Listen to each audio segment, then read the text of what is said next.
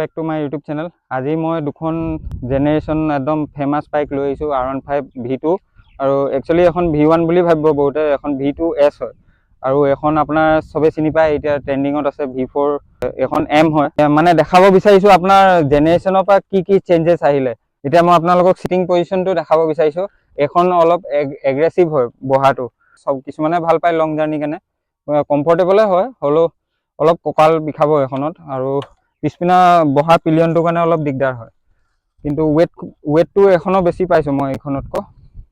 আৰু এইখনৰ চিটিং পজিশ্যনটো আপুনি চাব পাৰে, এইটো ইমান এগ্ৰেছিভ নহয়। এইখনৰ ঠিকেই আছে, অলপ চলাব পাৰি, কিন্তু ৰেগুলাৰ যোনে নচলায় মানে R15 সি নোৱাৰিব, মানে অলপ কঁকাল বিষাব তাৰ লং জাৰ্ণি। আৰু এইখনতো পিলিয়নৰ কাৰণে ভালেই বাৰু বহিবলৈ।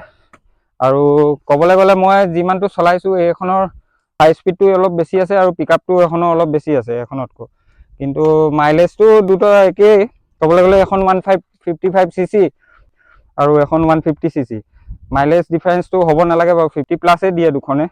আৰু ইঞ্জিনটোতো আপুনি জানেই আৰু, জাপানিজ ইঞ্জিন, য়ামাহা বেষ্ট একদম, কোনো কমপ্লেইন নাই। এতিয়া এখনতো 50 ওপৰত চলি গ'ল, তো আজিলৈকে ইঞ্জিন খোলা নাই। অলপ টাইমিং চেনৰ অলপ চাউণ্ড ওলাইছে, এতিয়া এইখনতো ওলাইছে বুলি কৈছে, তো মোৰ মতে চলি যাব, ময়ো তেনেকৈ চলাই আছোঁ। মই আপোনালোকৰ দুখনৰ মিটাৰটো দেখাব বিচাৰিছোঁ। এবাৰ এইখনৰ মিটাৰটো মোক বেছি ভাল লাগে। RPMটো যেতিয়া এনেকৈ ওপৰলৈ উঠে আপুনি চাব পাৰে, অলপ স্পৰ্টি ফিল আহে। হ'লেও এইখনত অলপ ফাংচন কম আছে এইখনতকৈ।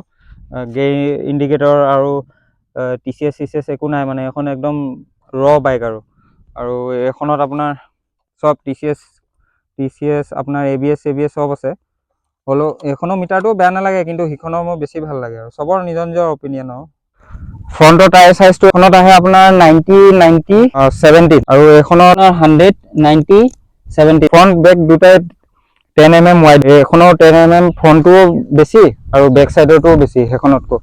যিহেতু এখনৰ অলপ এগ্ৰেছিভ হয়, যে টায়াৰ চাইজটো অলপ ডাঙৰ দিবই লাগিব। আৰু চবতকৈ মেইন কথা মানে লাইটৰ বহুত সেইখনত কমপ্লেইন আছে। LED লাইট লগাইছোঁ, লাইটটো মানে একদমেই পোহৰ নাই এইখনত, মানে চলাবই নোৱাৰে, একো দেখিয়ে নাপায়, ভিজিবলটো একদম নহয়। এইখনততো তথাপিতো বহুত ভাল, এইখন মই চলাইছোঁ বাৰু, এবাৰ তেজপুৰ গৈছিলোঁ, ভিজিবিলিটি ভালে আছে এখনত। আৰু এখনৰ খালি পাৰ্টছবোৰ বহুত দাম, প্ৰজেক্টৰ লাগি আছেতো, যিহেতু এখনত বেছিকৈ আছে, মানে একদম ভিউ বুলি ক'বলৈ একোৱে দেখি নাপায় ৰাতি, আপুনি আন্দাজত চলাবলগীয়া। চিটি ৰাইডৰ কাৰণে ঠিকেই আছে লাইটটো, সেইটোৱে কাৰণে একদম মানে লাইটটো।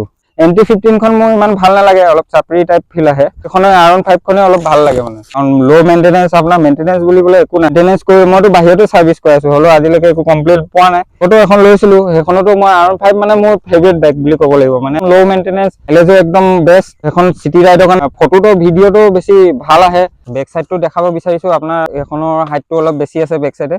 পিছে এইটো টেইল লাইট আহে, ইয়াত মডগাৰ আহে, ই খুলি থৈ দিছে। হ'লেও এনেকৈ লুকছটো বেছি ভাল লাগে বাৰু। ইয়াত টায়াৰ চাইজটো মই আপোনাক দেখাব বিচাৰিছোঁ। এইখনৰ আহে 130/70/17 হা, আৰু এইখনৰ মই টায়াৰ চাইজটো চাইছোঁ। এইখনৰ আহে আপোনাৰ 140/70/17, মানে 10 mm ব্ৰড হয় এইটো।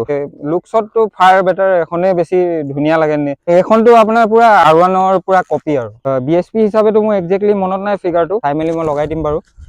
এইখনৰ BSPটো বেছি হ'ব আৰু টৰ্কটোও বেছি হ'ব চাগে এইখনতকৈ, কিন্তু এইখন ফুল্লি এইখনত ট্ৰেকশ্যন একো নাই আপোনাৰ। এইখনত ট্ৰেকশ্যন আছে, ABS আছে। ABSটো পিছে কামত আহে দেই, এইখনৰ বহুত দিগদাৰ হয় কেতিয়াবা, মানে কি হয়, বোকা মাটিত ব্ৰেক মাৰি দিলে আপোনাৰ পুৰা শ্লিপ মাৰি দিয়ে, ফ্ৰণ্ট হওক পিছৰ হওক, বহুত বাৰ পৰা চান্স থাকে। এইখনত ইমান চান্স নাই, যিহেতু ABS আছে।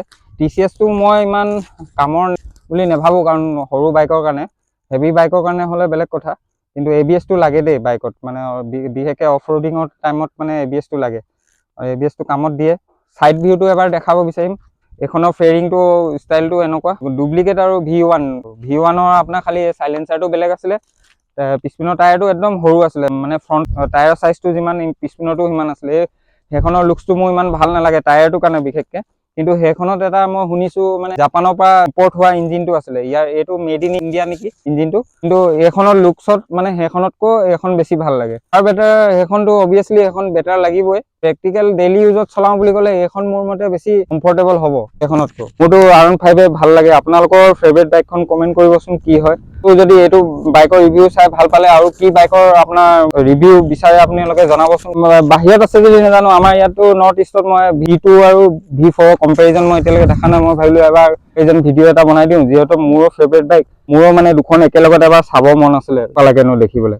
ত' আপোনালোকক লগ পাম এটা অন্য এটা ভিডিঅ' লৈ, তেতিয়ালৈকে বাই বাই।